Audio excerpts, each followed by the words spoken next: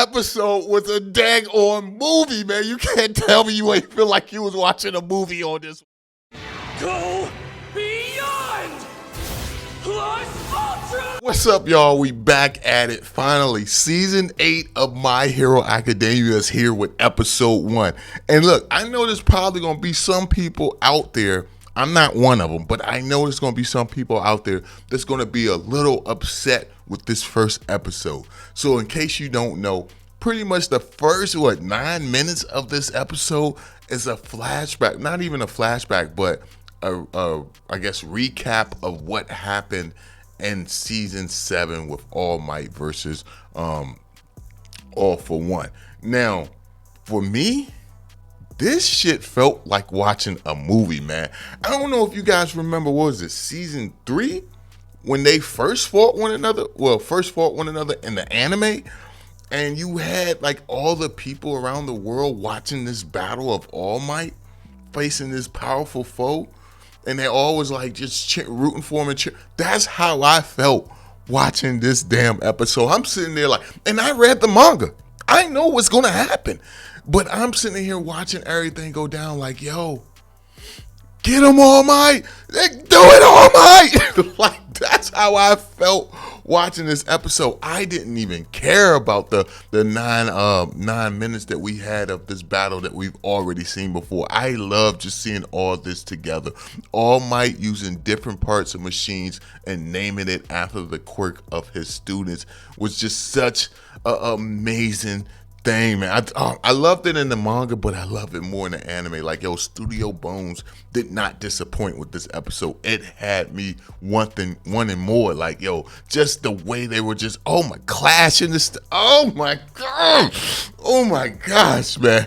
Hey, this was just amazing. And then just All Might showing his strategy, and then just the laugh. The laugh that All Might did, and we got that at the end of season 7. I just forgot about it. The laugh. Now, some of y'all might look like he was laughing, to just annoy, One for All, and I mean All for One. You know what I'm saying? And he was doing that. I always be mixing the names up. My bad. But he was doing that to annoy him. But at the same time, that was a laughter of joy, a laughter because he was still able to be of some help to the new generation. He went through this pity party, this guilt of feeling like he wasn't able to contribute. But thanks to the technology he got from his American friends, he was able to fight on the battlefield. He's able to be of use, and so that was a laughter of joy. And you got One for All. I mean, not One for All for One. You got him looking at it like, oh, you're laughing and try to mock me and stall for time. But he didn't see the real meaning behind, All Might's laughter. And it was just, oh my gosh, this was just such a nice touch, man. I don't know, man. I just really love this episode. And I love the fact that he utilized everyone's power.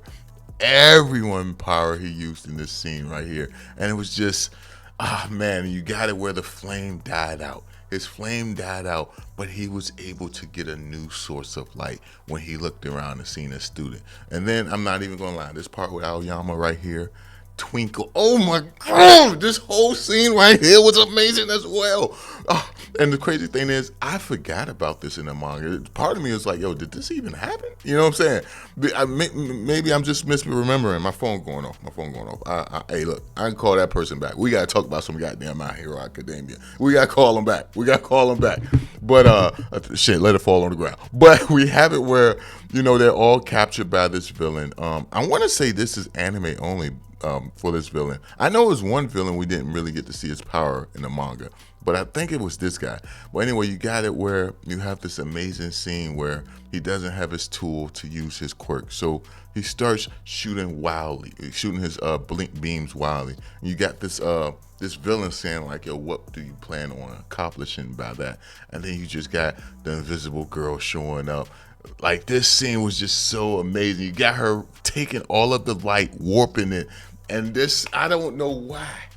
This shit was just so damn amazing, man. Hey, look at this shit. Let me tell you something. And you just got her using all her abilities to wrap up his light and shoot it straight at the opponent. Man, you cannot tell me Bones did not cook with this damn part. You can't tell me that shit. Man, but you got it right here where she unleashes his blast, and oh my gosh, man. This is just so beautiful. For one, you know what I'm saying, just because the way she looks, and I'm not talking about like the whole naked stuff, because I know some people are going to be like, oh, you know, the age thing, like, no, that's not what I'm talking about. I'm talking about like the array of colors, like the way her hair looks with the light reflecting with her ability, like, and then her eyes as well. Like, I don't know why, I just think that's a nice touch. Like, I love, I don't know, that color just looked really good in anime, or art as well. There's a girl in Ichi the Witch. Her name is Komugi. Hair kind of has the same color, but I just thought that was such an amazing scene. And then you got All Might doing the same thing where he uses Shoto's ice ability, and then at the same time he's using this laser, the same naval laser as well, you know, on All for One. And this is just, I don't know, I really like it. I like how it cut between those two scenes and showing two different versions of that attack. I thought it was amazing. Then even here, you got this little kid. I don't know why I felt like this kid. This was a nice touch for them to do. Granted, this did happen in the manga, but I was, you know what I'm saying, I didn't know the race of the kid or whatever the case may be. And not to say that that matters, but I just felt like this scene was just so amazing. You got this kid watching, and he asks his grandma, like, yo, what happens if this guy wins? What happens if this person loses? That's what you know, he was asking about All Might. And for that to be a child, I feel like that was a very smart question to ask. And then you have his grandma is just saying shit like, and nothing against the grandma, you know, people at that age, they get stubborn. And you got what she says, that's in a whole nother country. That doesn't concern us. No matter what the outcome is, it won't affect us. And no, that even goes with what's going on in the real world today. A lot of people don't focus on how other people are suffering and stuff around the world because they're too focused on, well, because they think it won't affect them due to how far they are away from the situation. It may not affect you directly in the moment, but things trickle down. And I like the fact that the kid, even despite hearing what his grandma, someone he trusts and loved, told him, I love the fact that he just still had a sense of concern, like he was rooting for someone, you know what I'm saying, that he didn't even know. He didn't even know what the outcome would bring, but he still, you know, took the time out to root for this guy because he felt like, you know what I'm saying, this was right. You know, to root against him would be wrong. And I just really like this moment, man. Small detail, but I feel like a lot of people may overlook this, man. A lot of people. But anyway, you got it. We're All for One, man. He comes out, he's glowing, and he's about to attack All Might. He's about to finish off All Might. And then you just have this episode end with this amazing cliffhanger. Not to mention that outro was amazing. I don't know if that might turn out to be the intro, but let me see if I can get this right here. You have it right here where, let me see if I can get him. Stain, yes. Stain shows up at the end of this episode to attack your boy All for One. And it was such an amazing moment, man. Now, if you're a manga reader, you already know how great this scene was, man. It was amazing, man. I'm sorry, man. I know I feel like I'm fanboying, but this shit was amazing, man. This episode was truly amazing, man. Hey, look, man, let me know y'all thoughts down below, man. Let me know y'all thoughts down below on this shit, man. Hey, look, I catch you in the next one, yo. Peace. Oh, shit. I need...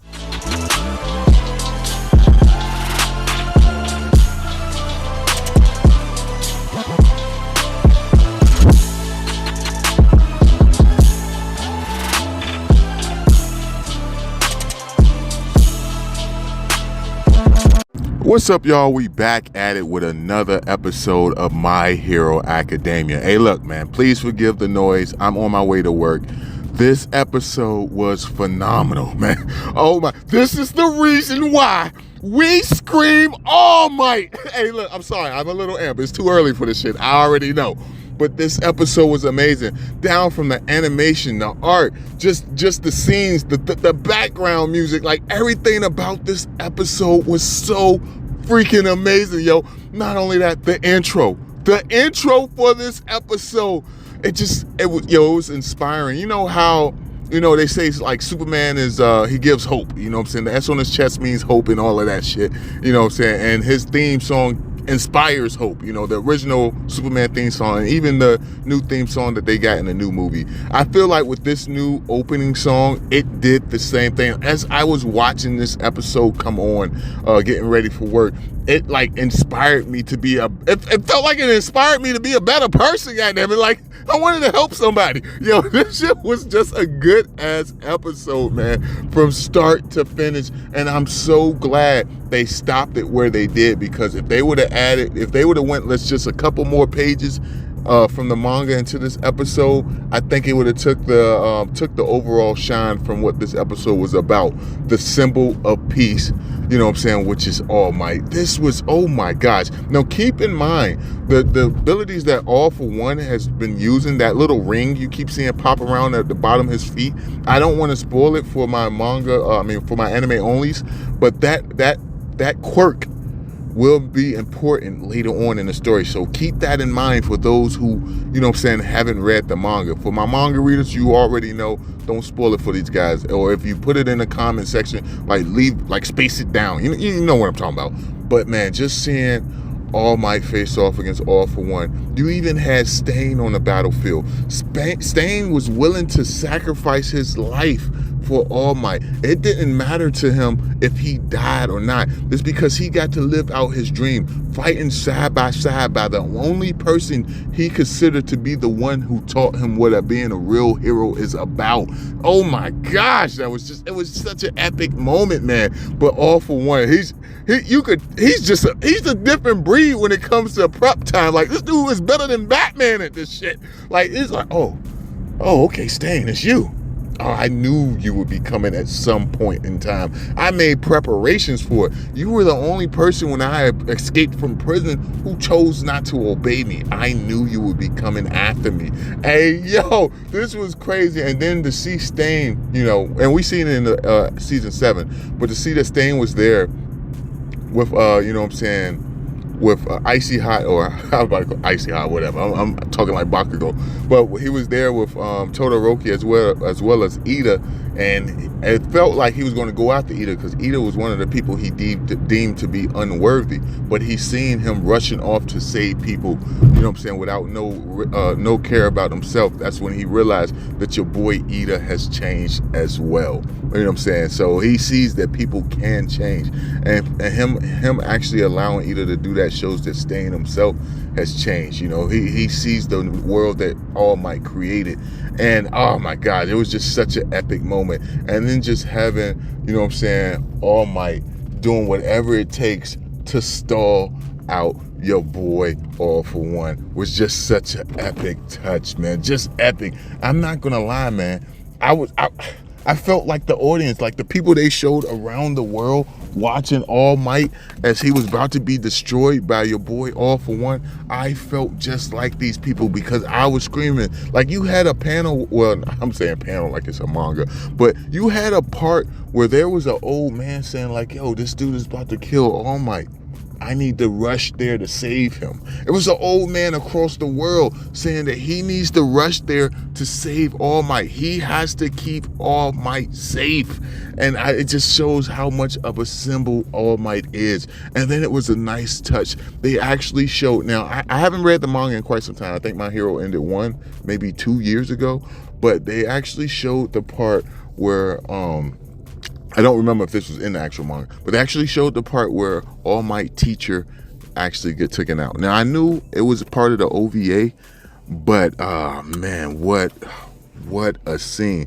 You see her being taken out by All For One, and All For One is thinking to himself like, yo, why am I remembering this right here and now? And you have it where she says, yo, All Might will defeat you because he's even crazier than you. And you see that All Might is willing to self-destruct his armor to blow up All For One. And it was just such an epic moment. But All For One, of course, uses blood curdle on him, which is Stain's ability. So he did manage to take it from Stain before he finished him off, which is crazy, man. Like, that scene was just so devastating. But another thing that was so inspiring about this episode that shows how much All Might inspires this world is the fact that you had it where the armor, Hercules. Is it Hercules? I don't know why I want to say Icarus. It's either Hercules or Icarus, but you have it with the arm. It's Hercules. You have it with an armor that was AI system that was protecting All Might or fighting alongside All Might. You had it where this AI system sacrifices last little bit of shields to protect All Might, and it said you must live. It's showing you that All Might inspires so many people that he can even inspire that which isn't truly living, which is the AI system. And that was insane to me. It was just such an amazing feat. And while this is going on, you got Deku and Shigaraki battling one another, and Shigaraki telling Deku like, yo, go save All Might. We know he's about to die. Go do it. I'm not going to stop you. Go save him. But I will tell you this. When you go to save All Might, I'm going to go back on that little ship of yours, and I'm going to wipe out everybody who attacked me before. And you have it where Deku is like kind of caught in a hard place, because he's like, yo, if I leave to save All Might, everyone on the ship dies.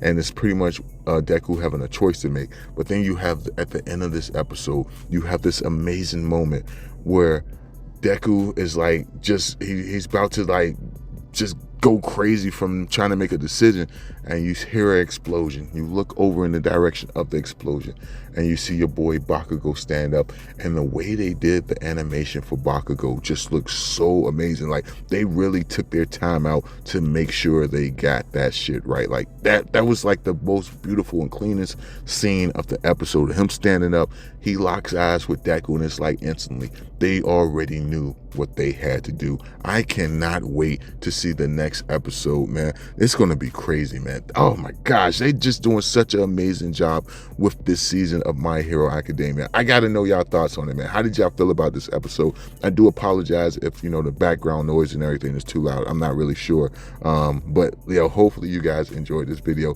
Let me know what you think about the opening song. Let me know what you think about this episode in general. Stain, the little quirk ability, the ring that All For One was using. Let me know your thoughts and theories about that as well. And hoping you guys have a great day and night wherever you are. And if you haven't watched this episode, what are you waiting for? Go watch that shit right now. This your boy Nero Megaman signing out. Peace. I'm gonna be the #1 hero. I'll end up better than every pro, even All Might. Yo, the latest episode of My Hero Academia.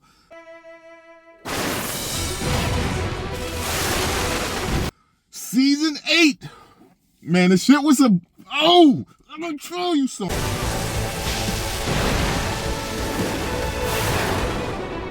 This shit was a movie. Look, man, I had to get in front of y'all. I'm out of town for a family funeral, and I was like, yo, I gotta let them see me, man. I gotta let you guys see me. This episode was so damn incredible. Oh my God. Woo! Yo, I was like, look, I don't want to wake nobody up. Let me come down to the car and go ahead and record. Yo, this episode was phenomenal from start to finish. The way they handled the battle with All For One and Bakugo.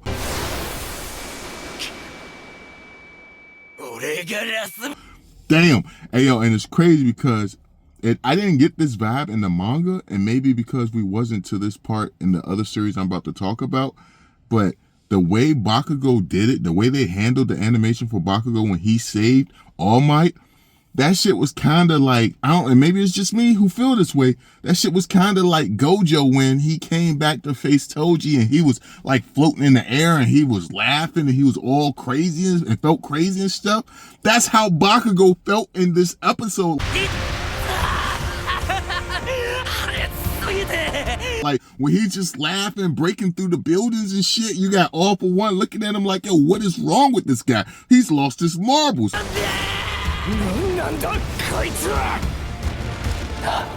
Yo, he really felt like Gojo. I can't be the only one who's feeling like this, man. He felt like Gojo. Now, this episode was just amazing on so many levels. Definitely my favorite episode of My Hero Academia as a whole. I don't know. I would have to go back and rewatch the whole season, but I can't recall anything, you know what I'm saying, topping this. Now, I know a lot of people in the manga was upset with the stuff with Edge Shot.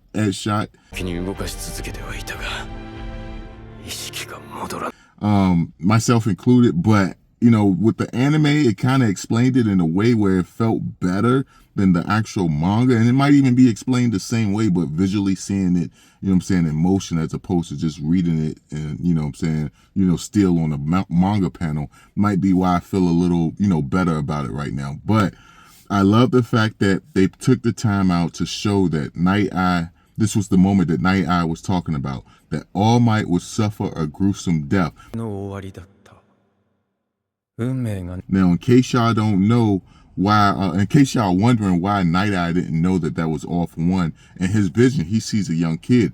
He knows All For One as a grown adult. So to him, that wasn't All For One. And that's why, let me cut this light back on, my bad. But that's why he didn't know who that person was. He was like, yo, you're going to face a villain and you're going to suffer a gruesome death. But he didn't know that All For One would be getting younger. But just to see the whole world witness Bakugo save All Might. And you notice everyone who was watching that moment, they all were looking at Bakugo as the guy who got kidnapped, as the guy who was responsible for All Might losing his powers, because they don't know the whole story. So to the world, Bakugo is the reason All Might lost his power. We seen that in the fight between Bakugo and Deku. He was thinking that himself because he didn't know the truth behind the powers. And he was like, yo, why am I the one? Why am I the one responsible for All Might losing his powers? Everyone is thinking it. They're just not saying it. Even All Might thinking it himself, not realizing that, All Might gave his power to Deku. So the fact that the world seen him be the one to save All Might from actually being dying, I just thought that was an amazing moment, man. It was like a way for him to redeem himself to the world.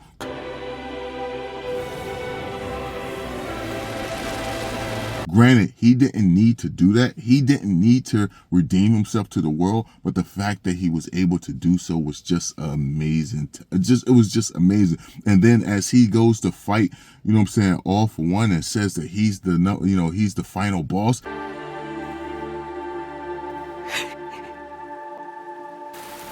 That line was just so damn cool. Like, he looks at All For One and says, I'm the final boss. That shit was so damn cool. And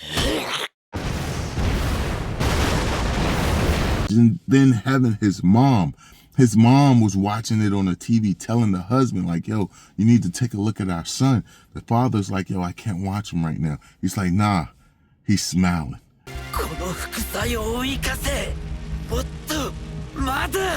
And it was just such an epic moment, man. Like, this episode, the way it showcased Bakugo powers and how, wherever he feel pain at, that's where the explosion is going to come. That's where his sweat has built up within his body. Was just so amazing. Like, he was moving so fast. He said it himself, I can't even stop myself. I can't control it. It was beautiful. It was beautiful. And then just him and Deku doing a reverse X catapult.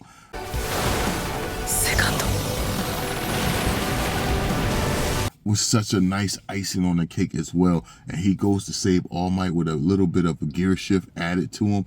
It was, oh man.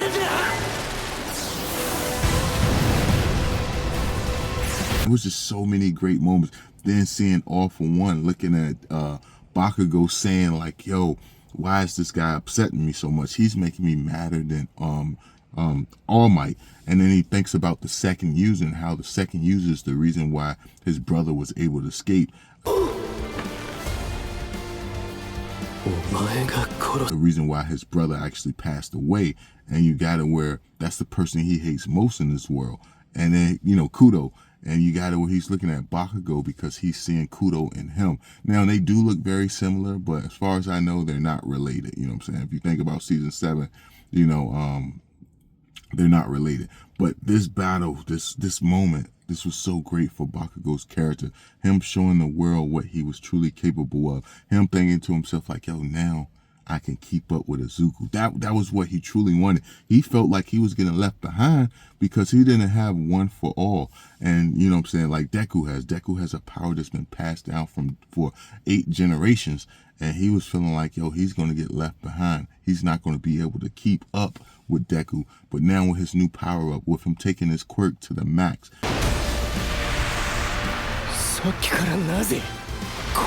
he feels like, you know what I'm saying, he can be standing next to Deku, if not maybe even past Deku. And I just really like that moment for Bakugo. And this episode right here showcases why in the final global world popularity poll, why Bakugo was number one in that poll, because he's just such an amazing character. Like I said, next to Endeavor and Dabi, he's one of the best written characters in all of My Hero Academia. And that's just my opinion on it, man. This episode was phenomenal, man. They gave us everything. The way the world was just watching Bakugo. Then not only that, just like the small things, like seeing the two kids from, I know the boy name won't Koda. Koda was the guy from the third season. But seeing the two people from the movie, the girl and the boy, and they watching Bakugo on TV.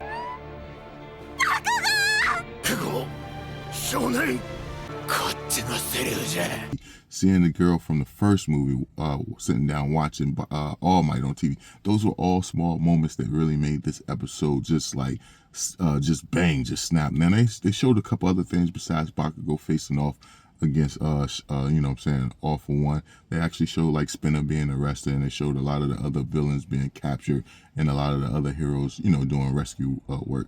But overall, this was just an amazing episode. Let me know your thoughts on this one down below, man. I'll catch y'all in the next one, yo. Peace.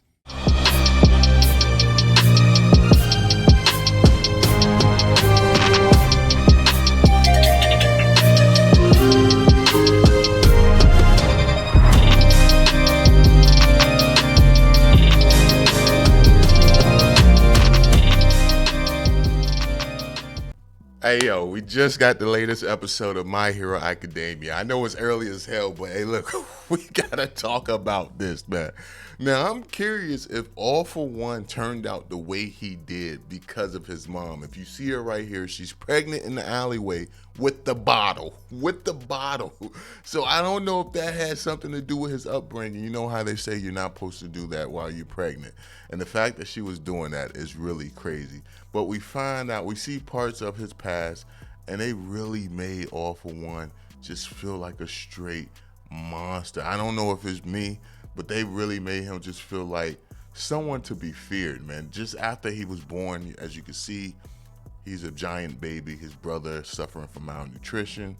And then you just have moments where, you know, he's just trying to survive. And I get that part, but the way he was going about trying to survive was just really harsh and horrible, man. Just the way he's just, anybody he see, if they don't offer him anything, he offs them. That's pretty much all he does.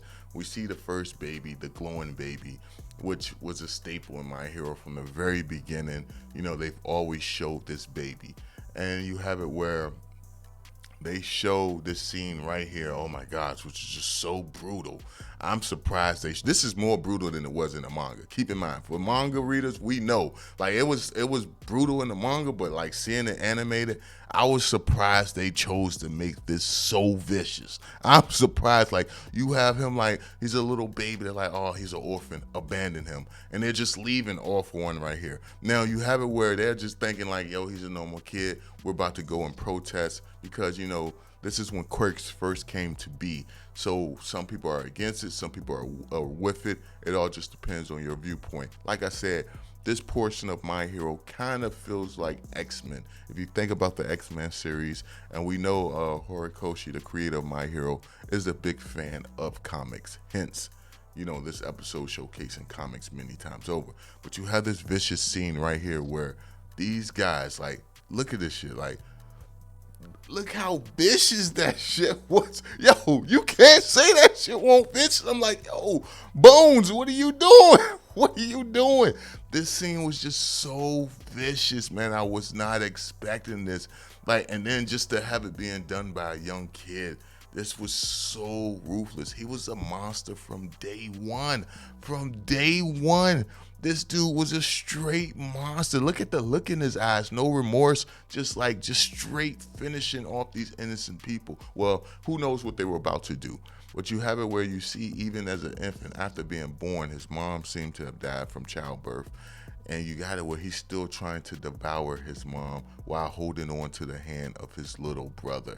Just such a, wow, this is just such a crazy scene right here. But you have it where you got this other scene where he's finishing off some people in the alleyway. We don't know if they were good or bad. We don't know what caused it, but he's finishing some people off. And you have this part right here where his brother's trying to stop him. His brother, Yoruichi, is like, yo, bro, stop, stop. He looks at his brother like, yo, you think you could stop a god? And then you just have this vicious scene where he walks up to his brother and just kicks the hell out of him. I mean, this scene right here is just, and Yoruichi has so much, I don't know, he just really looks like a good kid right here. Like, he just wants the best for his brother. With all the power his brother has, they could be living a better life, but yet this is how his brother chooses to live with his powers. And watch this shit. Look at it, he just kicks his brother like, yo, you piece of trash. It was just, I don't know, man. I just thought they really showcased how violent this guy was as a villain. And he had no choice but to be a villain with the way he was acting, man. Like, I don't know, man. Could he have been something different? Who knows if things would have turned out differently. And then this part right here where he walks off with his brother. The way he walks off with Yoruichi is just, look, he's just dragging him. He's just dragging him. That shit is crazy to me. But you see, because of Yoruichi reading comics, you know, he actually, I'm surprised he actually did this, but he actually sat down and read the comics with his brother.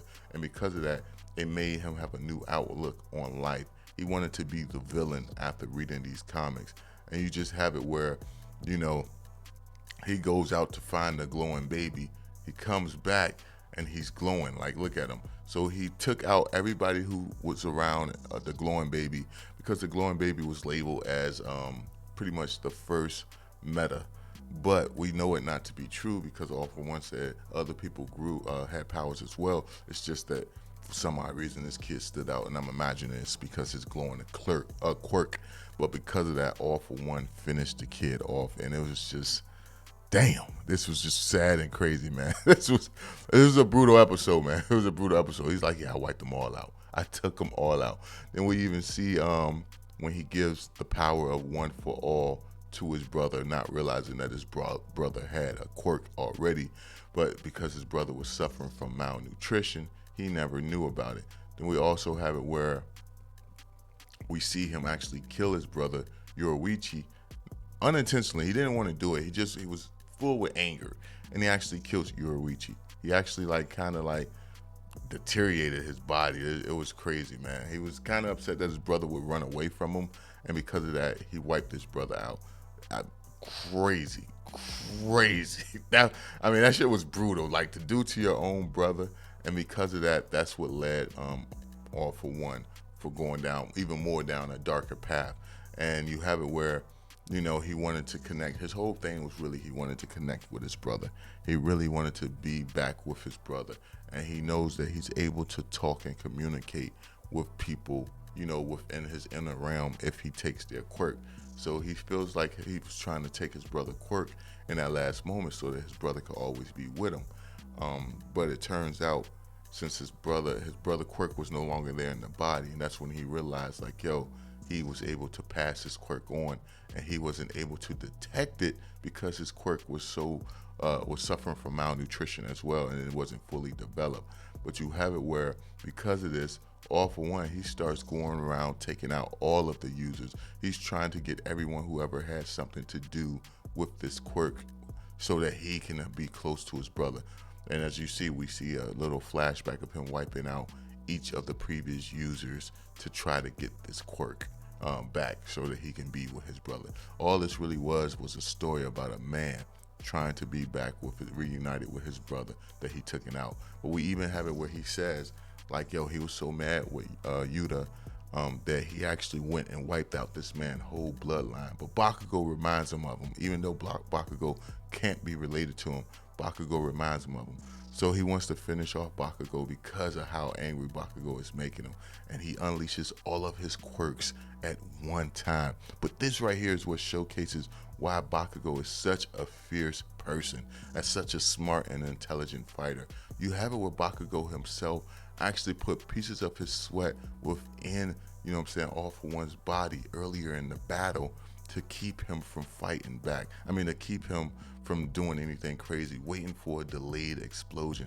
It was such an amazing moment. And then just having Bakugo blast All For One to bits was just it was amazing. It was nice to see. It was such an epic moment. Like Bakugo going in, then using his moves to blast the hell out of the Demon Lord point blank range. Like this shit was cold as hell. I don't know why, man. It hit hard. It really hit hard. Maybe it's just me who's rocking with it, but this was another amazing episode. And then seeing Bakugo be the one to finish off All For One.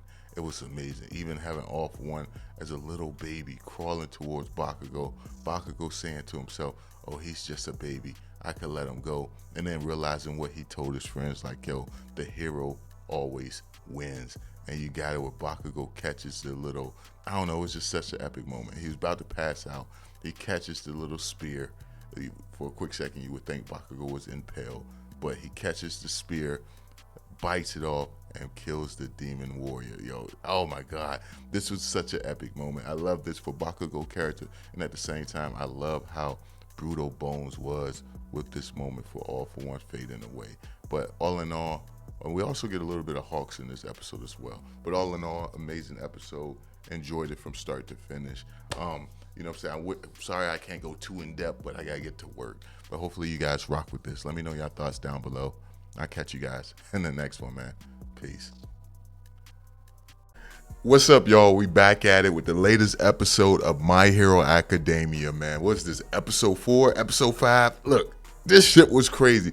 I don't know how Bones is doing it, but every episode feels like a damn movie. And in this episode, we bear witness to your boy Carnage Deku. Now, I know it's another name for it, and I can't really think of what Horikoshi called it, but he did say himself he likes to refer to it as Carnage Deku. Like, this isn't the official name. The official name is something else, which I can't remember, but he says he loves calling him Carnage Deku because he looks like Carnage from Spider-Man. You know, Horikoshi, the creator of My Hero, is a huge fan of Spider-Man. You can look at some of Deku quirks and tell that that's the case. You know, Black Whip is one of them. Danger Sense is another one. But yo, this, oh my gosh, with the screaming, and you just got Shigaraki like trying to creep up on Deku and like snatch the quirk, talking about I'll take you out in one swoop, and then you just bear witness to your boy Carnage Deku here. This scene was just so, oh, let me tell you something. This scene was just so epic right here. Now, I don't know about you guys, but for me, with Disney Plus and Hulu, I got both of them like in this package like deal. The translations won't popping up for everything, man. Like, it just wasn't showing for me to the point where I had to watch this episode. Like, that shit looks so damn clean. I gotta take myself off the screen.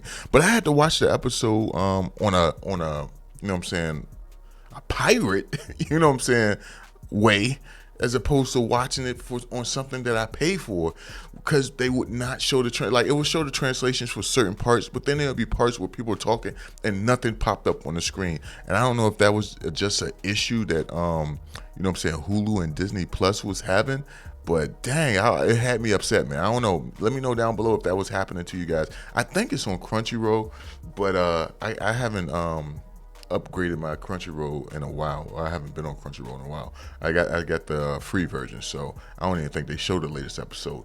But damn, how do y'all think Carnage Deku look right here? How do y'all feel about it? I think they did the manga justice, man. Like, yo, honestly, the only thing I would say, I like how he has Black Whip wrapped around his body, but I do like the whole in the manga how it was kind of like black.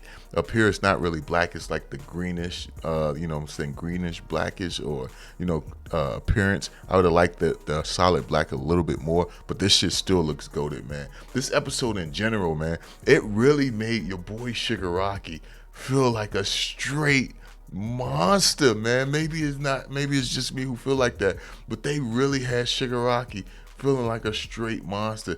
And you see that he's taking the quirks one by one from Deku. The first one to go was Danger Sense, which was the reason that Deku was able to avoid so many attacks from Shigaraki so far, because he was using Danger Sense. But I'm not gonna lie to you, man, I feel like that should have been one he kept. I probably would have got rid of I don't know who I probably would have got rid of.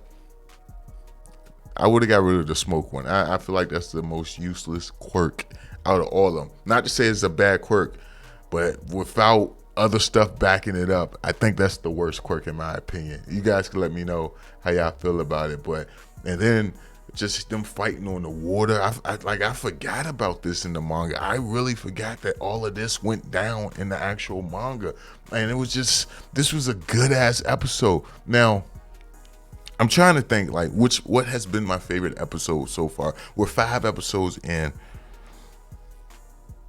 I would have to say episode 3 might be my favorite.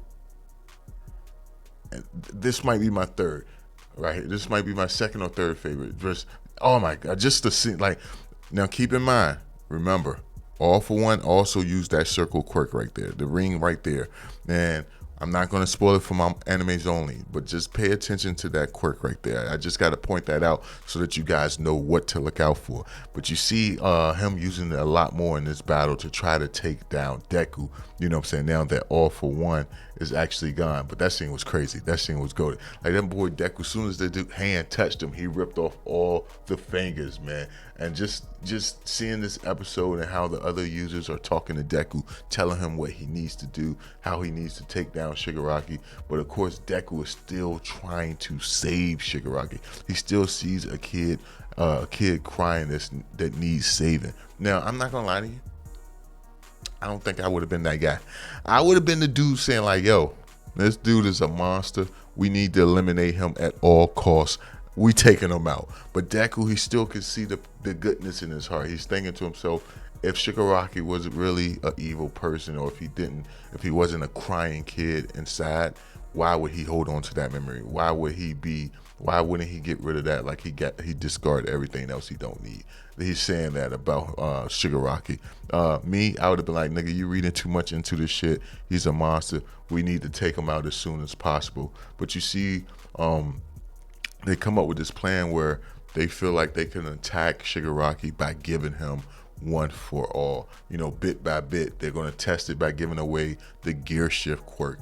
Now, I know what some of y'all are probably thinking, like, yo, that's the best quirk. Why would they want to give away that one? And to them, they're saying if we give this one away, it can hurt him in more ways than one. For one, it could take away the side effect from affecting Deku and give it straight to Shigaraki and slow him down. And at the same time, they can confirm if they could open up that little crack, that little glimmer of hope that they were able to find within Shigaraki, thanks to, you know what I'm saying, Stars and Stripes reappearing and pointing to that area where there's a weakness in the shell that, you know, Shigaraki's trying to hold his feelings. And you have it where Shigaraki himself is wondering, why is he seeing Stars and Stripes? Such a goated character. And he says, like, yo, even though she's destroyed, there's still small embers of her that remain. And I really love the fact that Stars and Stripes comes back in a sense and gives us a little bit more, and we get a little bit more of her character. Because I really think she was an underrated character.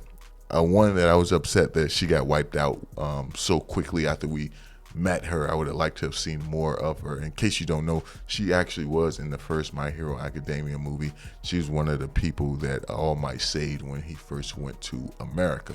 So I don't know, when it comes to me, I've always been a big fan of Stars and Stripes, and I feel like they did her pretty dirty in my opinion. But you see that she still has ambers within Shigaraki, and it's pointing out the destination where, you know, all the members of All for One need to One for All need to attack in order to weaken Shigaraki, in order to take him down. And you have it with Deku. He agrees to the decision that the other users, the previous users, actually want to do as far as hurting Shigaraki. And then that's when he wraps himself with Black Whip, as well as he's using some of the other quirks together as well to actually form like this Carnage version of Deku. And like I said, man, this shit looks pretty damn clean, man. Even Shigaraki himself is like, yo, you don't look very hero-like that. Because that's just how Deku looks. He looks like a straight monster right here. But the way they got Shigaraki looking, he really feels like a villain, man. He just really feel like the end game boss. Like, to see where Shigaraki started and to see where he has ended Man, what a journey. What a journey. But I'm curious to know y'all thoughts on this episode down below. If you like the video, thumb it up. Please subscribe, hit the bell, and I'll catch you guys in the next one, man. Peace. What's up, y'all? We back at it with another episode of My Hero Academia for Season 8. I cannot stress to y'all how amazing this season has been. Like, honestly, I hope by the end they do a situation where they show some of the best moments in theaters, because this feels like something that needs to be experienced in IMAX. Like, they have really stepped up the quality. This has been the best season of My Hero Academia. And I hate to say it, man, because I used to always be like, oh, it peaked with season 1 and season 2, halfway of season 3. I used to always say that about My Hero because of, they put so much, I guess, time into the movies that they kind of left the anime side, to the flames. And now just to see what they're really capable of doing, just to see the talent that they've been putting into this season, oh man, it's insane. Like Carnage Deku, seeing him fight right here, it's amazing to see, man. They just did such a great thing. Like, look at the way Black Whip is wrapped around his body and how it's constantly always moving. Like, yo, I could see why Shigaraki says he looks like a villain, because he really does look like Carnage, man. Granted, that's the name. That's not the name. That's not the official name, but the name Horikoshi, the actual creator, likes to call him. And it was just, oh my God, this episode, it really showcased how the world viewed Deku. Now, if you read the manga, we did get the same stuff in the manga, and it was powerful in the manga. But it's crazy how this anime has took moments from the manga and made them even more impactful. Seeing Deku fight, seeing the world watch Deku face off against this giant villain, this king of evil, this demon lord, is just such an amazing thing to see. And I hate to say it because of what's going on, how dire the situation is, but like, just seeing this battle right here, just seeing how Shigaraki is the ultimate evil, but even his body is telling him, don't let this guy touch you. Don't let him approach you. The guy who can regenerate is being told to flee. And I just really like that. It actually shows you how dangerous Deku is in this scenario. The fact that, Shigaraki body is telling him not to allow Deku to touch him. Granted, it is the ability of danger sense that's really giving him this warning to stay away. And Shigaraki himself, his arrogance is kind of what's leading to him saying nah, man, I got this. I shouldn't be scared. And he's looking at Deku saying this guy should normally be thinking of a way to protect himself. But that isn't the case right now. And for some odd reason, my body is telling me to run. I don't know why when I said that, man, my body is telling me no. What is it? No, my mind is telling me no. But my body, yeah. If you know the song, you know the song. But just seeing this go on and how Shigaraki's like, you know what, I'll just decay the whole area. But Deku showing how intelligent he is as a hero. The fact that he used Black Whip earlier to dig up parts of the ground. But in the previous episode, when he got knocked back, he planned this ahead of time to keep Shigaraki from being able to use his decay. It's very similar to, It's very similar to what he did earlier. And then you have it where he's trying to send the other users into Shigaraki body to break that little barrier that he got around his original self. And I just love this scene right here where you got Deku going towards Shigaraki, and you see all the memories of both of them are merging into one. And I thought that was amazing as well. It just had a lot of great highlighted moments in this episode, man. Like, it was just beautiful, well done. Just the way Deku is being viewed by the world, just how you got all these people watching Deku right here. You got all these people watching this battle go on with Deku. Some of them experienced conversations with Deku. Some of them had interactions with Deku. And you're just seeing all these different perspectives of how they're viewing Deku right now. The man who's fighting the strongest villain that this world has ever seen. And you got it where some people are regretting how they treated Deku in certain parts of the story. Like you got the one guy who was saying Deku shouldn't come back to UA. And now he's seeing the same person that he didn't want to come back to UA fight on behalf of UA, not just UA, but fight on behalf of the world. This episode was done so well. It wasn't even about the action. It was about the interactions of the people in this episode. Then you got Eri, who wants to actually help Deku. But, her power, her horn hasn't grown. Her power isn't ready to be used, but she's still worrying about Deku. You even have, Koda showing up as well. This was just such an epic moment in this episode. Not only that, just seeing how bad the heroes got injured trying to take on this evil. And then you have this part right here. Where your boy, he loses his intelligence with the more lightning he uses.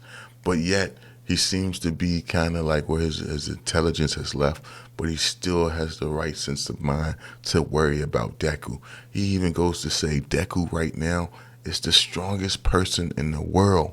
But why is it that I don't feel confident in him winning like I would if it was All Might fighting? And, oh, man, that was a powerful moment. He's talking to Momo, and Momo doesn't even know the words to say to him right now. And then just watching Deku fight from the TV perspective, how the world is viewing him as he fights on for the world this shit hit, man. This shit hit so damn hard. Maybe it's just me who feel like it, man. And just having all the heroes just around the world, well, at least around Japan right now, just thinking to themselves like, yo, what is it that makes Deku different? What is it that allows Deku to keep on fighting despite everything that's going on? And they just really did their job. And the new OST that they got playing in the background, it kind of sounds like a mixture of the OST that they had from, what's the dude name? From Lemillion when he was fighting Overhaul. We kind of had that as well, but it just felt like it was mixed to a new level. But we have this Deku punching Shigaraki so hard when sending all the other remaining users within him that he was able to enter the mind of Shigaraki. They kind of mixed together. And this was just so many beautiful moments. But you see the grandma, Nanashi being rejected. And maybe because that's due to the hatred that Shigaraki has for his grandmother. But we have it where Deku pushes through. He manages to jump into the world of Shigaraki. And you have it where Deku himself sees the way Shigaraki views him. And this is how Shigaraki views Deku, which kind of doesn't look like a hero at all, as if he's, Deku's villain. I mean, Shigaraki's villain. I don't know. I just thought this was a cool moment as well. But we have it where Deku is within Shigaraki, and he's trying to free Shigaraki. And he also has, the seventh wielder with him, which is Nanashi, the grandmother of Shigaraki. And that's pretty much how this episode ends. But like I said, amazing episode start to finish. Gosh, they are just really doing a damn thing with these episodes. But I'm curious to hear y'all thoughts on it down below, man. Let me know what stood out to you the most in this episode. And if you like the video, thumb it up. Please subscribe. And I'll catch you guys in the next one, man. Peace. Man, Bones, gosh, they're doing such a great job with this final season of My Hero. We got to talk about it. This world shall know pain.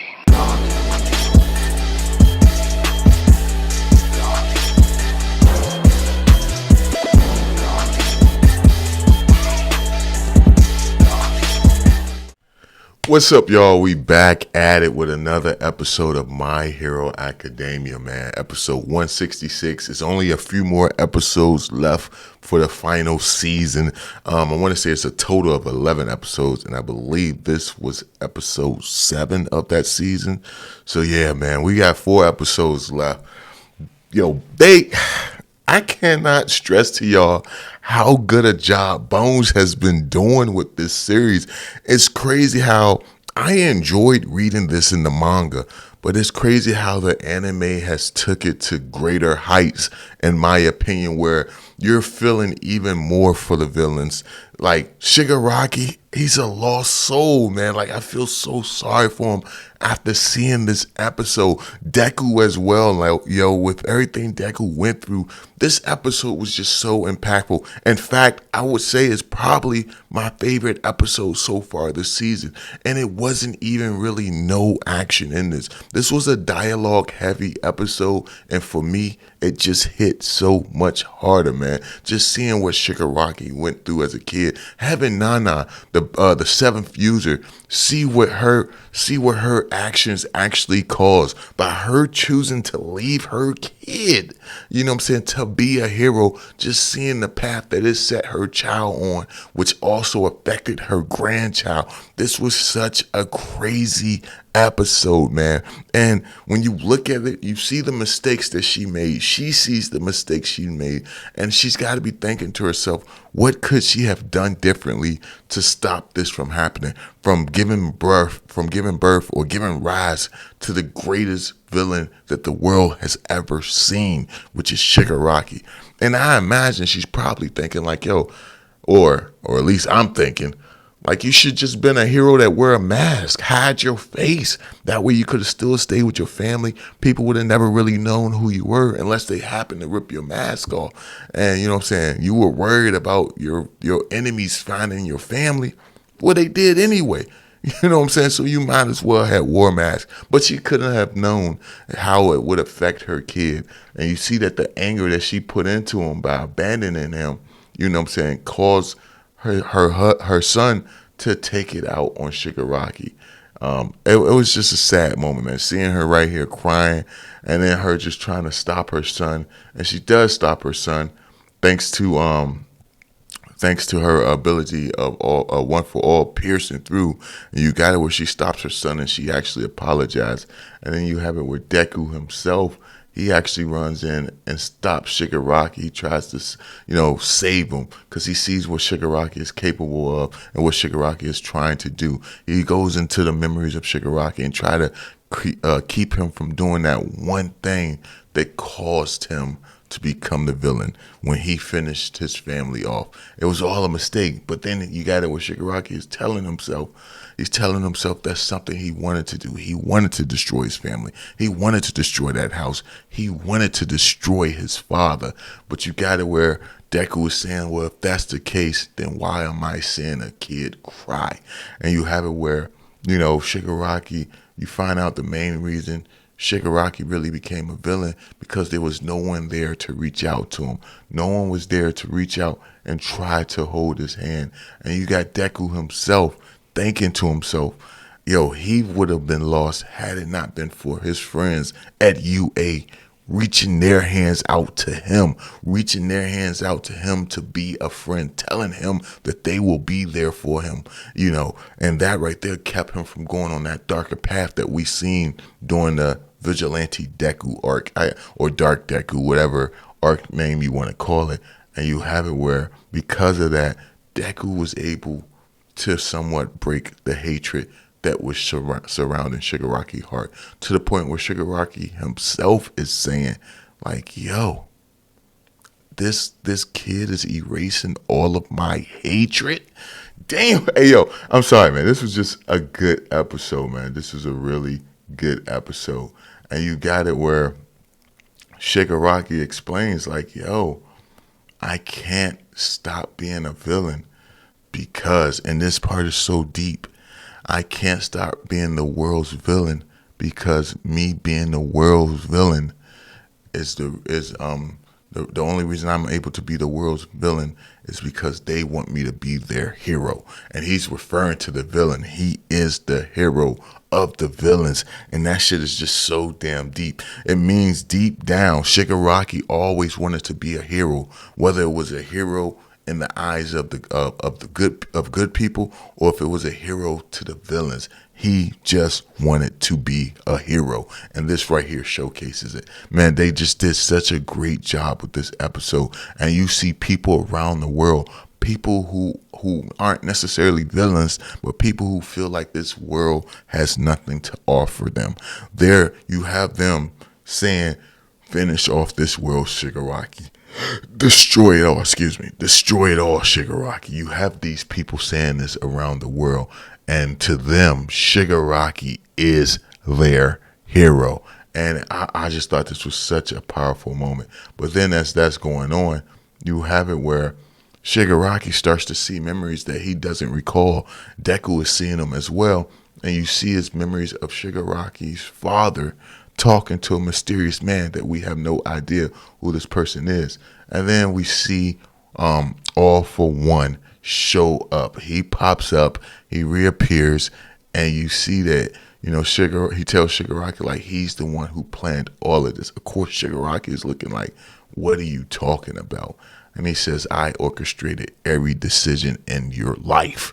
In your life, I'm the reason all of this happened. I led you to believe that you were in control, that you were choosing your path, but it was me from the very beginning. I had to be careful. Your sister was too old, so I had to use you. You were still a baby. And you have it where he admits that when Shigaraki was first born, he stripped Shigaraki of his power. Now, I can tell you guys what his original quirk is, but I'm not, because in the manga, we didn't get it until after the series ended.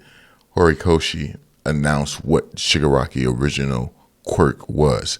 Now, I don't know if they're going to actually add that part into the anime, so I'm not going to say it just yet.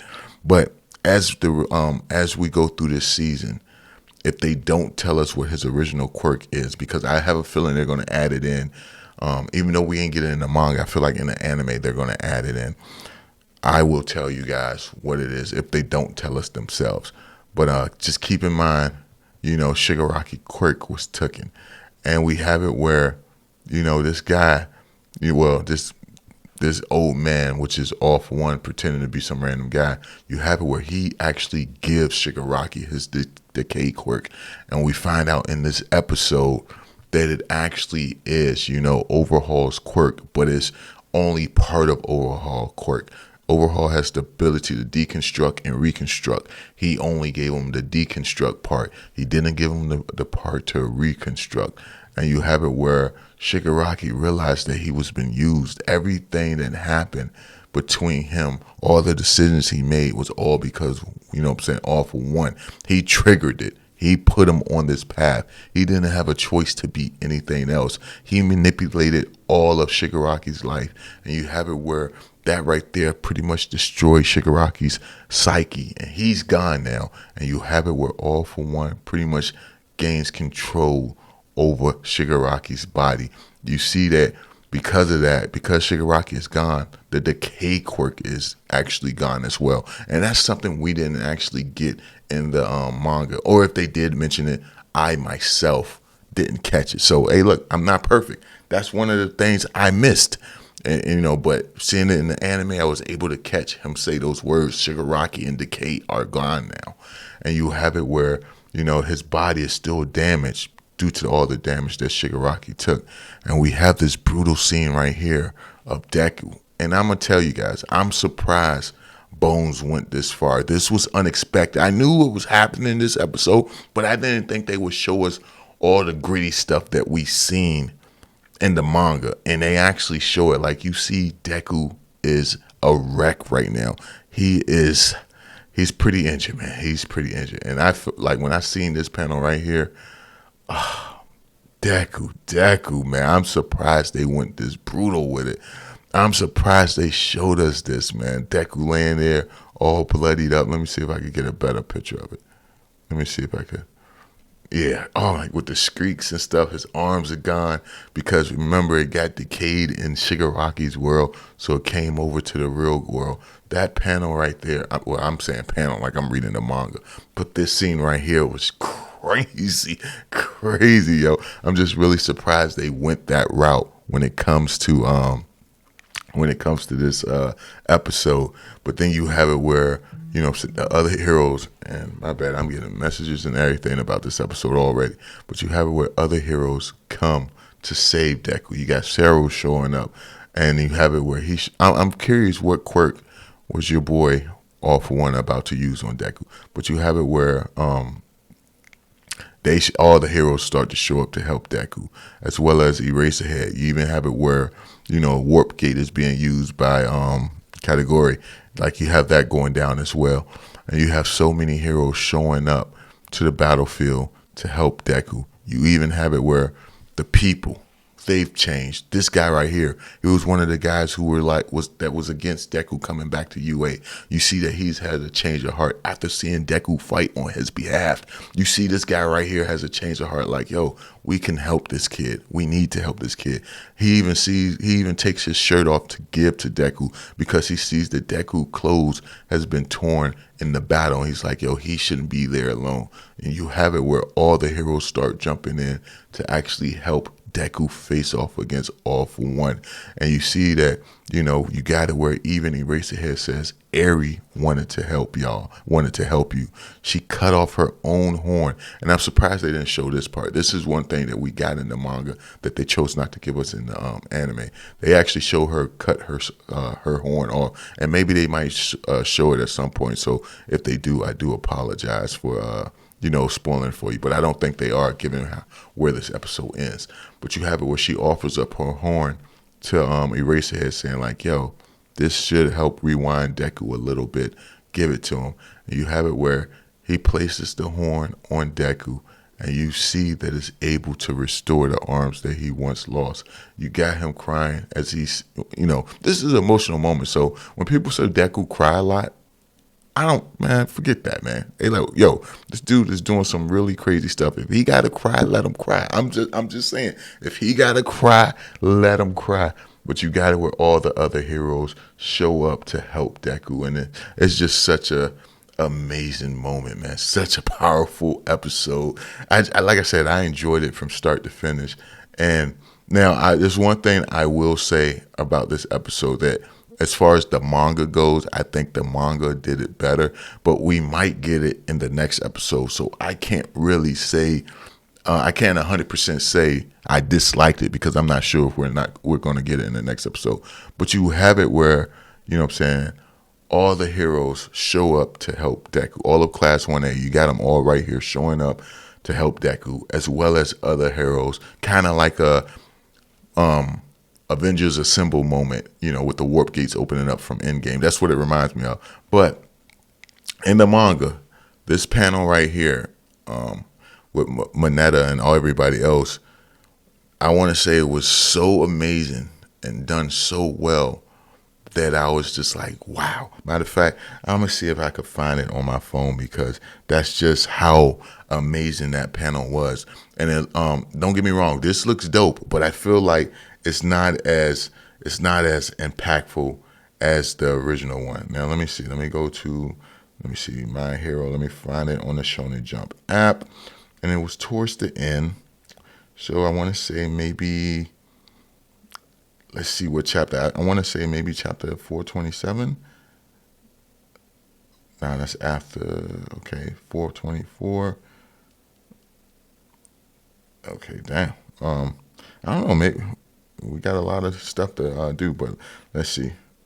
Warp Gate opens. Yeah. So I don't know. I just really like, now if you could see the way they got Mineta looking right here. That shit looks so goated. And I feel like it kind of took away from it in this episode. It didn't look as detailed. But overall, I mean, it was a great moment. But that would be my only gripe for this episode. But other than that, I feel like it was flawless. And it just pretty much ends with Deku just standing there crying because everyone's showing up. Now, you could say Deku's a crybaby. You could say that. I could hear people saying that.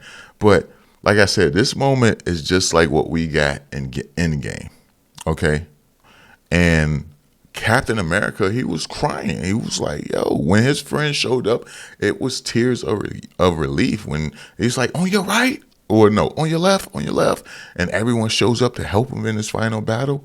He was teary-eyed with tears of joy.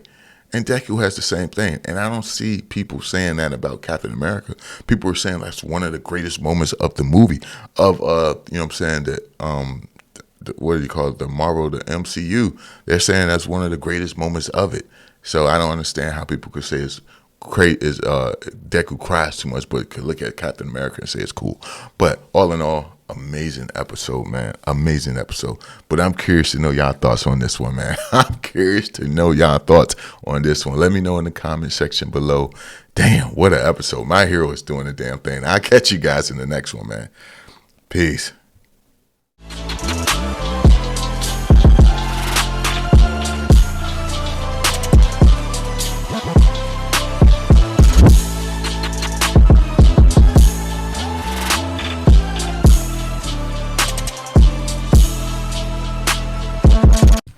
What's up, y'all? We back at it. We got a few more episodes left of season 8, My Hero Academia. And I gotta say, I'm gonna be honest with you guys. Don't judge me, man.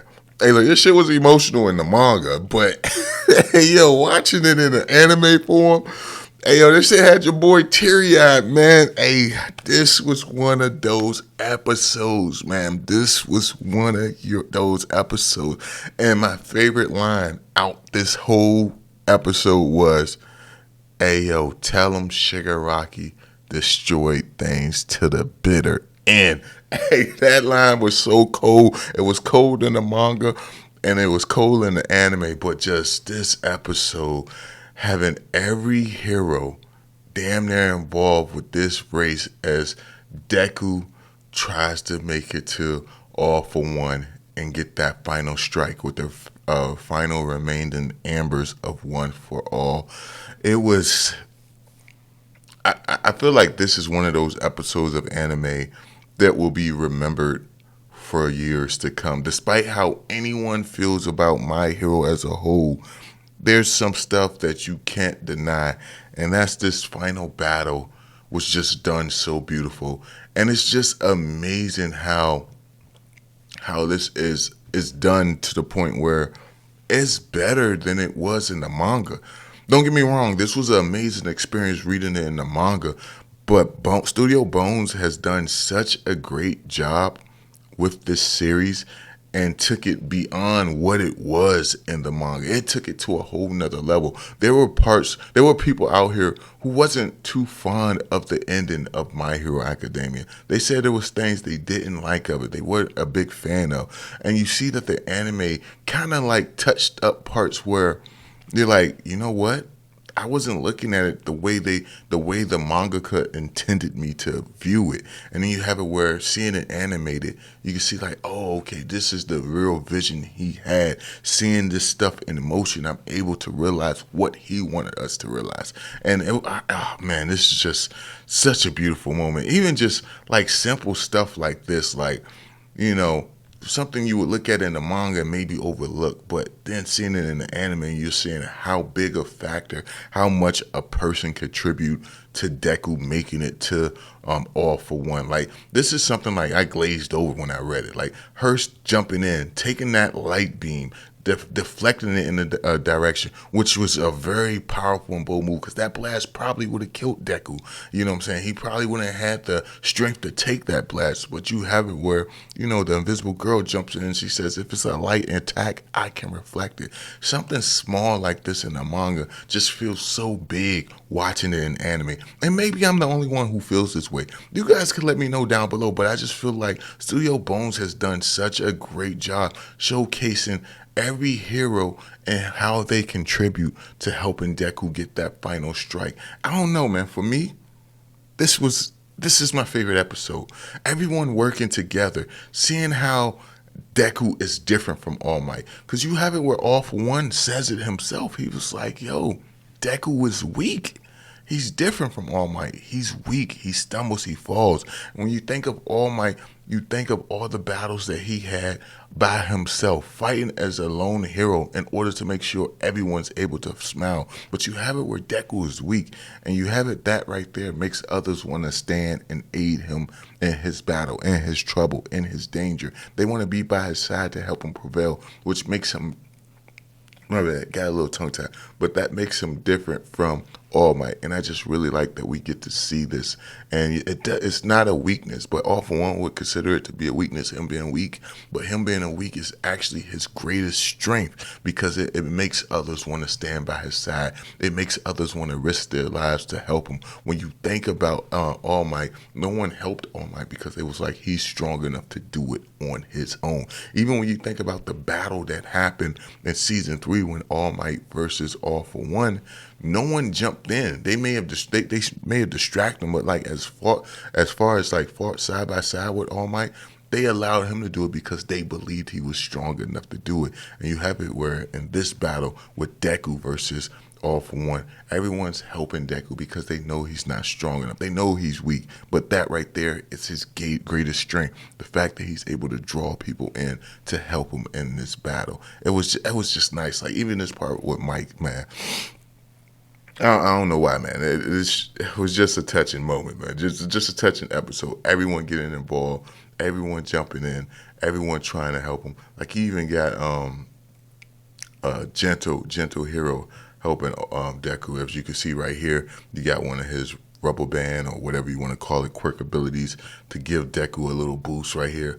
Another amazing moment. Like I don't know why, man. I just really feel this episode did a great job of showcasing everyone that's willing to help Deku, especially this moment right here where we got, you know what I'm saying, we got your boy Ida actually being here to grab Deku's hand and like push him forward using his last bit of strength. All For One's trying to figure out what makes this guy different and also realizing his power isn't all that he thought it was. And I'm about to tell y'all in a little bit what's his biggest weakness. But this was just a great moment, man. Great ass moment.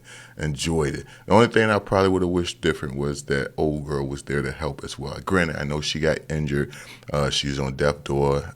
Toga helped her out, but I would have loved for her to be there as well. But you have it where, you know, he gets this blast, this blow on All For One, and just, oh, look how beautiful. And I just love how the fact that the name of this episode is Izuku Midoriya Rising. Ah, man. And one of my favorite movies of My Hero, no, my favorite movie of My Hero. I mean, don't get me wrong, all the movies are pretty good. Wasn't the biggest fan of the last movie. I mean, it's okay, in my opinion. I think it's one of the weaker ones.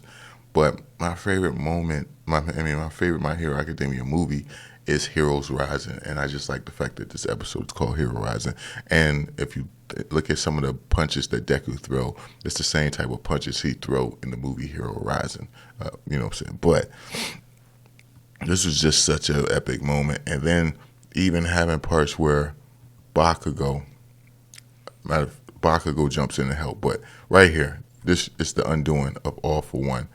So if you think about it, remember at the beginning of the series, and I like how it ties back to that moment with this episode. At the beginning of the series, they say, All Might tells Deku, like, yo, if an unprepared body was to inherit my quirk, it would explode from its sheer power and magnitude. And then you think about the episodes where it was like, yo, one for all is like a cup that's overfilling. If you give it to someone who has quirks, it's like a cup that's overfilling. Now, if you give it to someone with no quirk, then they have an empty cup. So it's not going to overfill. It's not going to crack their cup. Their cup will be able to sustain the water, which represents the power. And you look at All For One, he has multiple quirks. So what he seeks is the reason of his undoing. It's the cause of his undoing. You know what I'm saying? Him seeking his brother made him go after that quirk, and that quirk itself was his undoing. The crazy thing is, he created that quirk by giving it to his brother and allowing it to fuse with his brother's original quirk. It's just crazy how complex that shit is. But yo, this was something else. But this dude able to make his body reconnect with sheer willpower shows his determination. And then you just have it where Deku is trying to get closer and closer to him and get this final blow. Of course, we have it where Kategori does his little thing, but you have it where Bakugo steps in. I just love this part right here. Bakugo steps in and help Deku get this final blow. Oh my God, this was such a beautiful moment right here. And him telling Deku like, yo, you got this, finish this. I don't know, man. I'm sorry. I know I'm fanboying, but this was just something beautiful, man. like I said, one of my favorite episodes, my favorite episode for My Hero Academia. It was just, it was something else, man. And then Deku just getting that final strike on All for One. It was, man. And then not only that, you have it where as this blow is about to connect, you have it where he's able to talk to his brother for a little bit. This part was sad right here. You find out that he considers himself to be nothing without his brother. He loves his brother. He cares for his brother. And all he truly wanted was to be with his brother. But you have it where, Deku allows that to happen. Deku did something where the embers of his brother could speak to him, of the first user could speak to him for just a little bit. And then you also have it where Shigaraki is able to help Deku get that final that final punch on All for One, like this right here. All the wielders as well as Shigaraki, and then you have Deku on the outside, like all of them working together to get this final blow. Oh man, this episode was beautiful. I don't care what anybody say. Season 8 of My Hero Academia is the best season, hands down. You cannot deny it. You cannot deny it, man. This was just, and you just got, oh man, what a battle right here. This was crazy to see.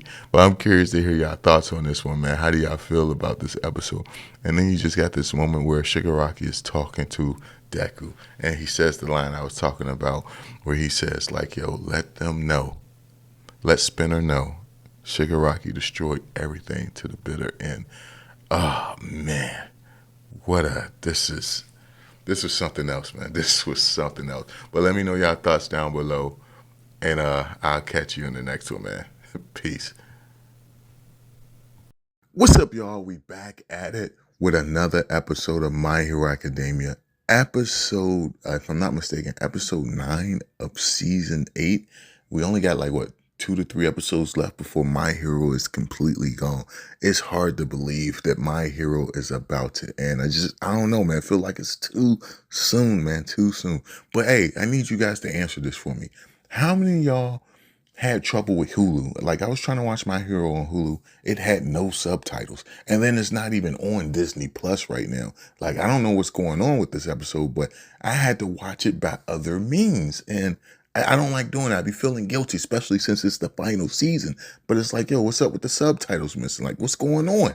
But anyway, this was an amazing episode, man. It was one of those episodes where, hey, your boy shed some tears. Ain't nothing wrong with a grown man crying, but just to think that this episode brought a boy to tears, like a man to tears. I'm a man, damn it. It was just unexpected, man. But we got to talk about this episode. Make sure you subscribe and hit the bell. But what really got to me in this episode, we got to see the world helping out, trying to help repair. You had heroes from all over the world traveling to Japan to help rebuild after that big final battle we got, in the last episode. You even got it where you see heroes that took place, that was actually in the movie, the third movie, when Deku was, with the bombs and stuff. You had those heroes, like that mummy guy, he was in the movie. That's when I first seen him. I mean, we might have showed him at another point, but you had the heroes from the movie in this episode. But what really got me is when you got Deku talking to All Might about, the final moments of, Shigaraki, and how he wasn't able to save the life of Shigaraki. And All Might saying, well, if you were able to stop him from crying, if you wasn't able to see that crying boy anymore, then you did save him. You may didn't save his life, but you saved his soul. That was powerful right there. But then you got Deku telling All Might, like, he just has the ambers left of his quirk. He doesn't have the quirk itself anymore. Now, I feel like it might be more than just the ambers left over, because if I recall, I don't remember seeing All Might quirk or essence being transferred into Shigaraki. I don't remember that, but it could have happened, and maybe I just overlooked it. But you have, while that conversation is going on, Bakugo shows up, and he's crying, yo. And I don't know why. When I seen that scene, that shit hit hard, yo. He's crying. He's like, yo, Deku, I just assumed that we would have this competition for the rest of our lives. Like, we'll be going back and forth competing to be the number one hero. And hearing this, like, yo, it can't be. Is it true? And Deku looks at him and is like, yeah, I no longer have a quirk. I'm like I once was. And Bakugo, he's like crying. You got it where his mom is about to reach out and try to pull him out the room because she feel like this is, a private conversation that All Might and Deku's having. But then the father grabs, Bakugo's mom like, yo, nah, man, let our son get it out. And he starts crying. And he was, he's thinking about all the stuff, the bad stuff he did with Deku, far as like once Deku had a quirk, saying Deku was a liar, saying he was this, he was that. You got it with Bakugo. He's in tears. And I'm not gonna lie, man. This part, like, it hit, it really hit.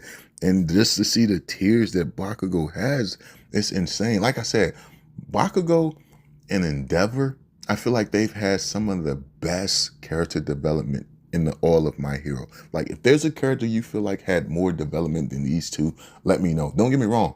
A lot of characters had development in this series. This is why the series is so great. But I feel like those two had the most. And it's debatable far as which one of them had the most between Endeavor and Bakugo. I want to say Bakugo, but there's moments where I'm like, yo, it could very well be Endeavor who's had the most.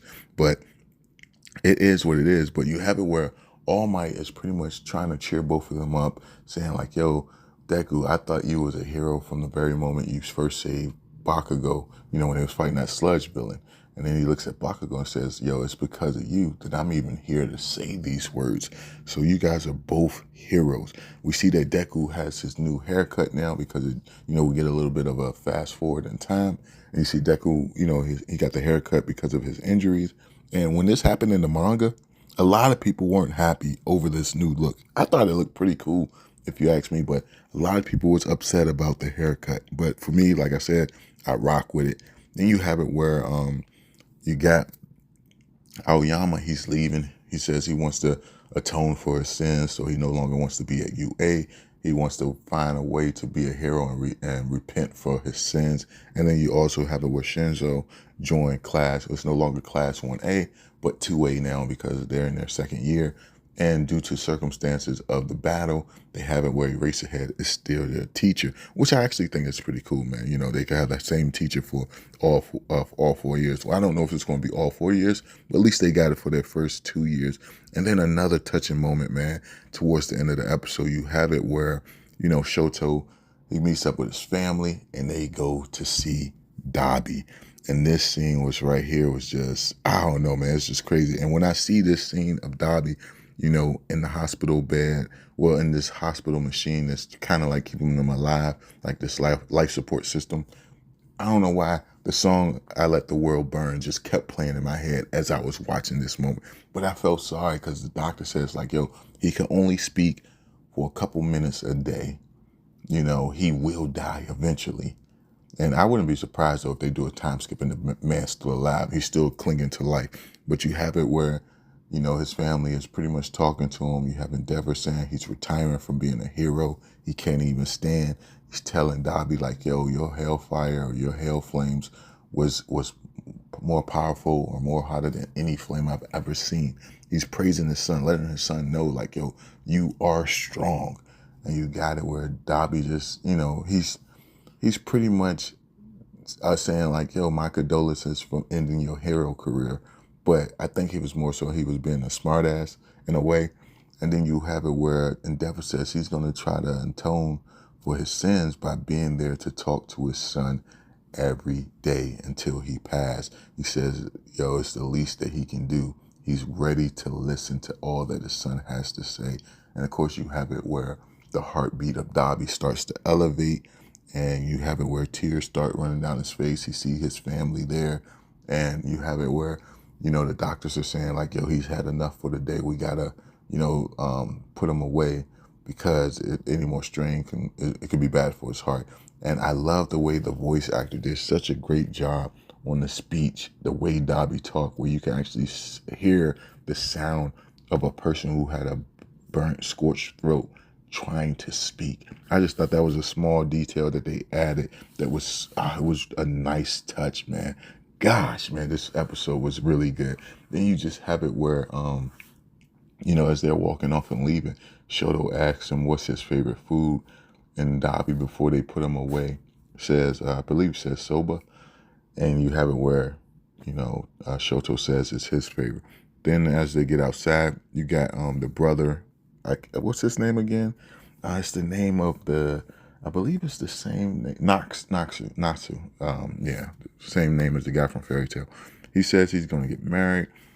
He asked his wife to marry him. It's not going to be a wedding or nothing. Endeavor's never going to see his family, and he's going to disappear. I don't know. I feel like that's a bit harsh, but that's what he's planning on doing. Then you got it where the sister, she's gotten a new job, and she has a friend that's going to help her out with that new job. And Endeavor says he's going to do the best to make sure that the press don't find out where they are, and they're not hounded, because of his past, because of what he did. And of course, the son, Noxu says like, yo, that's going to be a hellish road to ride. And you got Endeavor saying like, yo, it's my way of repentance. And then he tells his father like, yo, this is the first time I ever thought you were pretty cool. But he's still leaving him. So I don't know. Maybe it's still kind of open ended. But you have it where the kids go on their own journeys. Of course, Shoto, he plans on becoming a hero and being the person he want to be. But like I said, this episode, man, it just hit a different way. But let me know y'all thoughts on this one, man. How y'all feel about this episode? Were there moments that kind of got you emotional? Let me know down below. And I'll catch y'all in the next one, man. Peace. What's up, y'all? We back at it with another episode of My Hero Academia, episode 169. And these last few episodes, man, it's wrapping up things, but it's crazy how it gets to you every time. Like, these past two episodes had your boy eyes teary, man. I'm trying to hold back the tears, but it's been such an emotional ride, and just everything that's going on with these last few episodes. You cannot deny that season 8 is the best season. To see where we started in season 1 to where we're at right now in season 8, what a ride, what a journey. I know there's some My Hero haters out there, but even they can't deny how amazing this season has been. It's been something for the record books. It's been something for the record books. But we about to get into this episode. Make sure you subscribe and hit that bell, man. So, for one, we see that heroes such as Gento and La Brava, which are some of my favorite characters in My Hero, you see that they actually get to go free due to them helping out in this battle. And you're telling me all I had to do was help fight against Shigaraki and I get to go free? I think that's amazing. But then you have people such as like Lady Nagant, who don't want to go free. But she gives a great example why. She says she doesn't want to go free because she's afraid of the world. She's going to remain in prison. And that's insane to think, but I get it. She's saying like, yo, the world's seen what Izuku did, and she wants to see how the world will respond, how the world will change. Will it be different from the world she knew that led her to going to becoming a villain? So I really like that aspect of her character. I get it. I'm not saying I would have done it, but I get it. And then you have this nice moment between her and her replacement, Hawks, where he looks at her and calls her a villain. I don't know. I just thought it was a very, very touching moment, if you ask me. Man, and, I don't know. I really liked it, man. I really enjoyed that moment. But you guys could let me know how y'all feel about Lady Nagant. Do you think she made the right choice? So then you have it where Deku goes to talk to Spinner. They do show people throughout the city, and they're responding to Shigaraki saying he was a monster. They think he got what he got. They're worried about, they're finding out about Shigaraki's past, and then you have it where some people are worried that other people will start to sympathize with Shigaraki based off his past. You even have it where the old lady, that was there when Shigaraki was just a little kid and, was asking for help, that walked past him saying, oh, the cops will help him out. He'll be okay. You even have that lady saying, like, what could we have done to prevent this from happening? So then we got it where Spinner comes up and he talks to Deku. And Deku tells Spinner what Shigaraki message was for him. And I don't know, this shit right here was another moment that it really hit hard. You have it where, Deku tells Spinner like, yo, Shigaraki wanted me to tell you that he destroyed everything until the end. And Spinner's like, oh, he said that to me, Dabi, and, Toga? And Deku goes to tell him like, nah, man. Just you. You're the only one he wanted me to deliver this message to. And that shows you how much that, Shigaraki seen Spinner as a friend.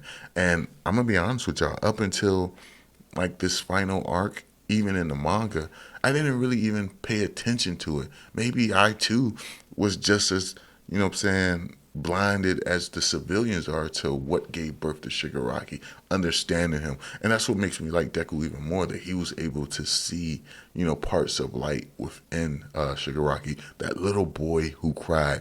And up until these moments right here, when I read it in the manga, I was like, yo, damn. Maybe there was more to Shigaraki than I knew. And I just like the fact that Deku was able to illustrate that. I don't know. Maybe that's why I'm a huge My Hero fan. Like I said, it's not my favorite series of all time, but I think Horikoshi, the creator, did such a great job with the series, despite how others may feel. But you have it with Spinner says he's gonna write a series, letting the world know Shigaraki's tale.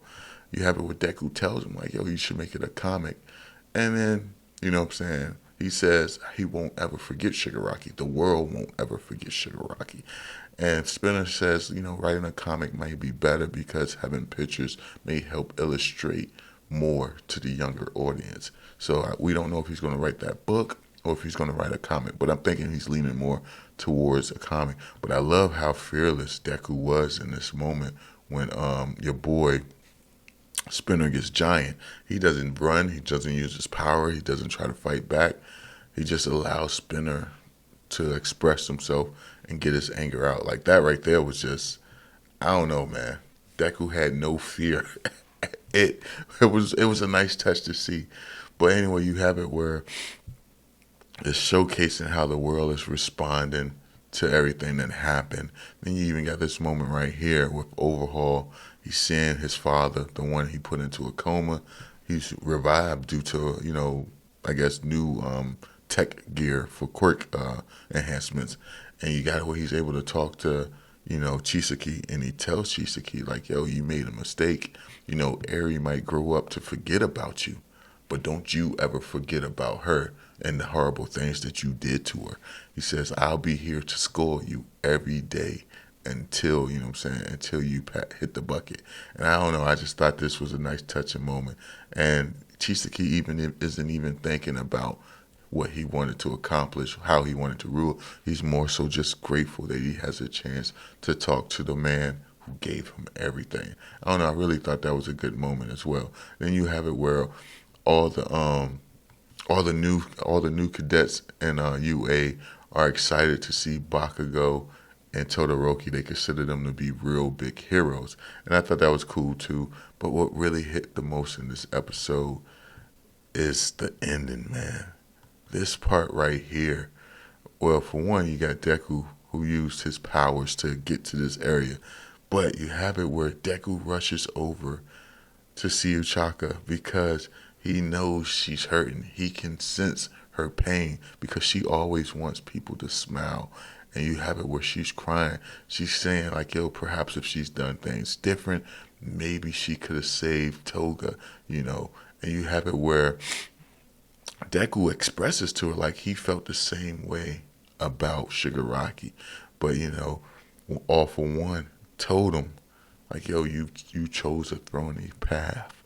And I don't know, I just thought this moment between the two of them was very touching. Now, I remember when this happened in the manga, it was a lot of people upset because Class 1A came and kind of ruined the moment that Deku had with Uchaka. And I'm not going to lie, watching this episode, I didn't get it when I read the manga, but watching this episode, I get why people was upset. Because even I was sitting there like, yo, damn, man, they really had a touching moment.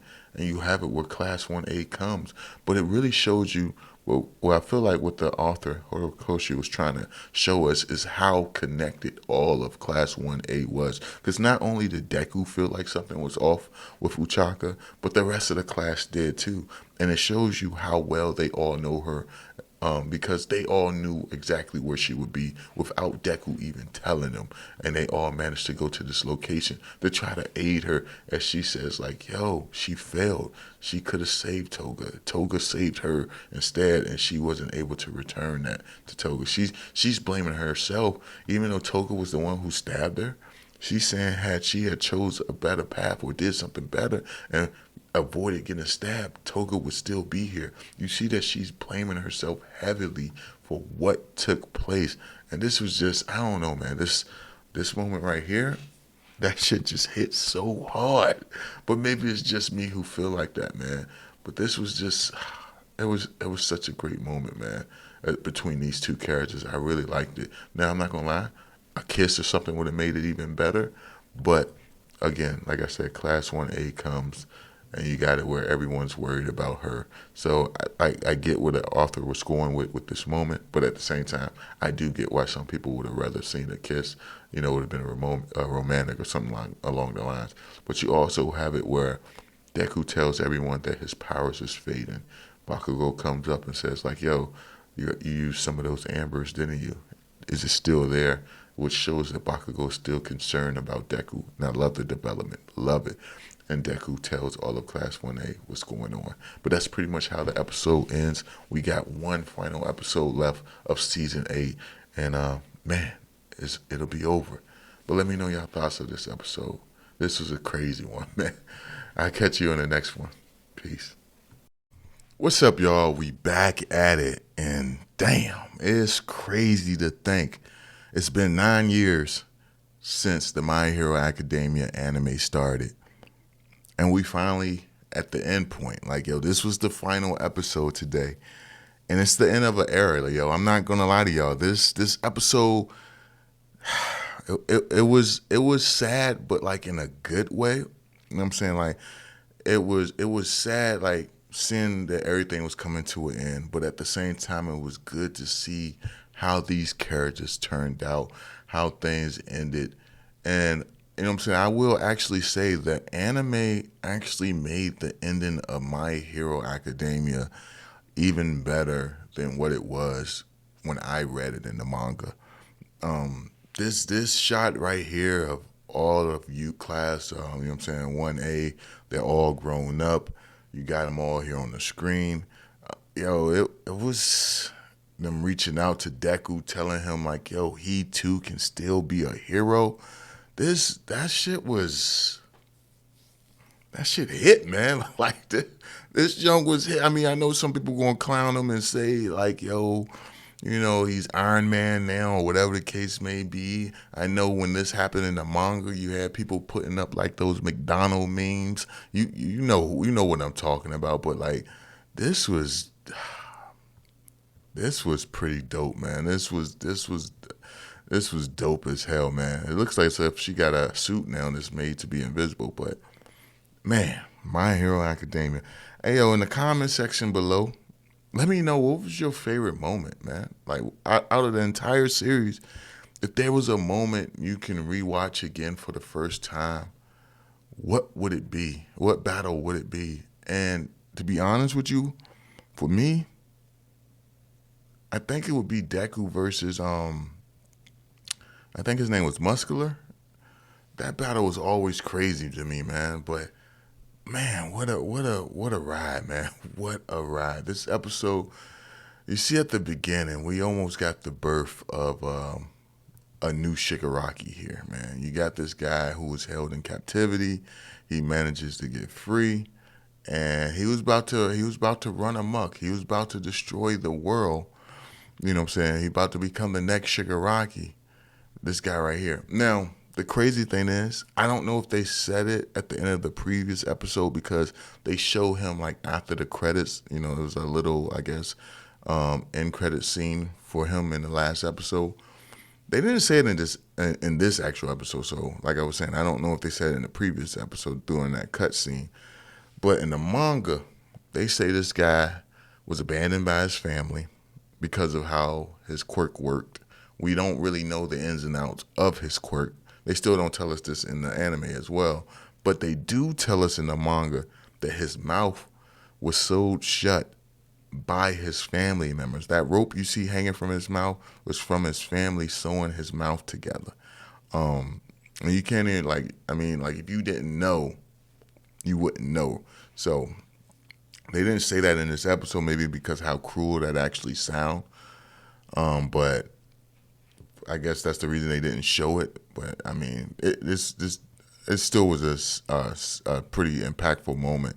But yeah, they don't show that his family actually tie his mouth together, sewed his mouth shut, which is insane as hell. But you got where this guy's about to run amok, about to destroy things. He's saying like, "Yo, why is everyone smiling up here on the surface when I've been suffering my whole life?" Suffering. Then you have this old lady grab his hands. This lady right here. And some people could look at her as the reason why Shigaraki was the way he was, or became what he became. Because this is the same old lady who seen Shigaraki as a little kid walking down the street after he wiped out his entire family. You have it where this old lady said, "Police or heroes will come help you, little kid," and she walks off and she abandons him. And then Shigaraki ends up running into, All For One and becoming the world's greatest villain. So you have it where this lady says, she doesn't know that that kid became Shigaraki. She doesn't know that.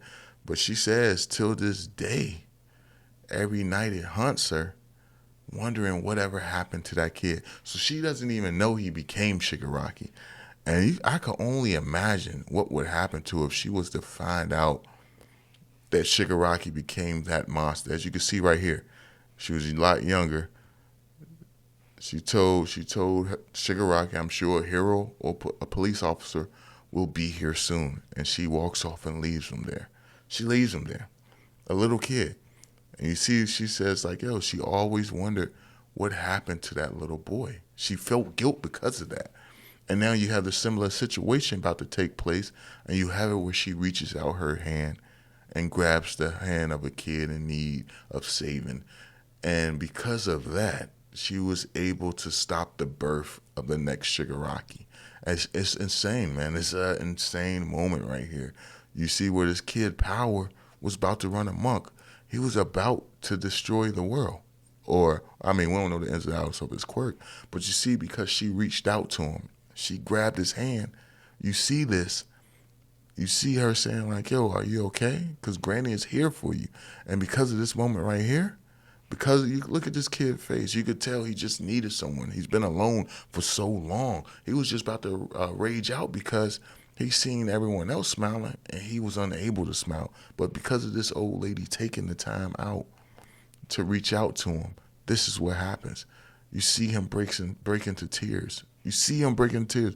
You see all the danger of his quirk being erased.